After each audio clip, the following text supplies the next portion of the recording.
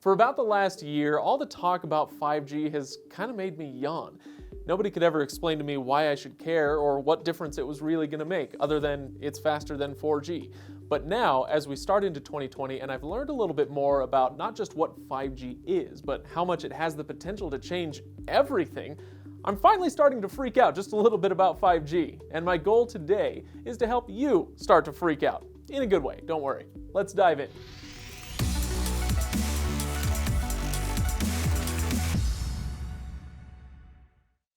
Thanks for joining us, everybody. Don't forget, if you enjoy what we do, go ahead and hit that subscribe button. We're grateful to have you around. Now, 5G, it's here. Who cares, right? There have been whispers about 5G since about 2018, and it was coming up a lot by CES in early 2019.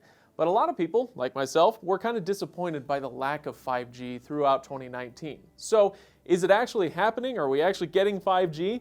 There have been some fake-outs already with the 5G logo showing up on phones in 2019 when it was actually just enhanced 4G or something like that. Well, yes, it is here. By the end of 2019, AT&T and Verizon had both launched 5G in about 30 cities, in the US at least, and they hope to be nationwide by mid-2020. But T-Mobile actually kind of beat them both to it. It's already claiming that its 5G network covers over 5,000 cities, including some rural areas. It's a slightly different style of 5G that T-Mobile is talking about here, though. Not quite as fast as what Verizon and AT&T are rolling out, but still definitely an upgrade over 4G. Of course, that brings up the obvious question. What is 5G? Well, the ultra-simplistic way to think of 5G is just as an upgrade from 4G, but it is quite a lot more than that. So instead of ultra-simplistic, let's just go with a little too simplistic. So cast your mind, if you can, all the way back to the prehistoric age of May 2001. And if you can't, then stick around after class. There's a bunch of ancient legends I'd like to tell you about, like Pogs and Joey Fatone. Anyway, 2001, that's when 3G was introduced. Essentially, 3G allowed devices, like phones, to connect to the internet. It took a few years for the implications of 3G to really sink in, and when they did, we got the iPhone. That was in 2007. Over the last dozen years or so, our phones have become an inseparable part of us. We use them to talk, although probably not if you don't remember the year 2001. We use them to text, browse the web, consume our books and our music and our movies, navigate a new city, do our banking and shopping and play games and so on and so on. And this is all possible because in 2010 we got 4G.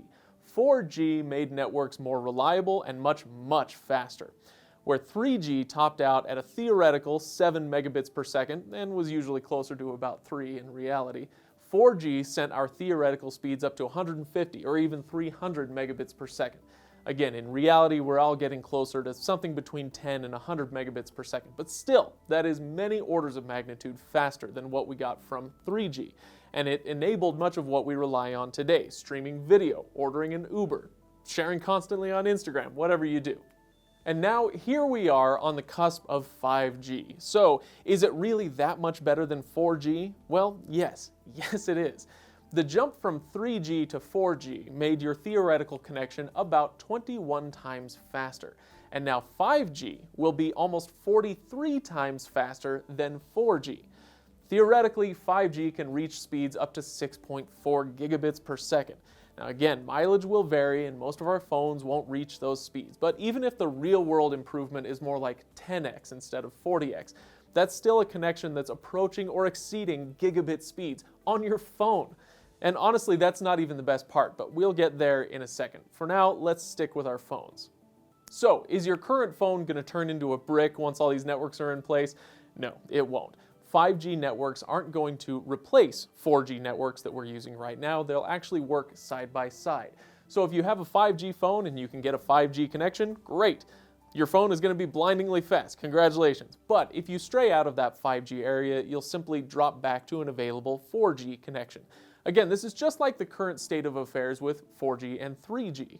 But if you want those incredible 5G speeds, you're going to need a device capable of getting them.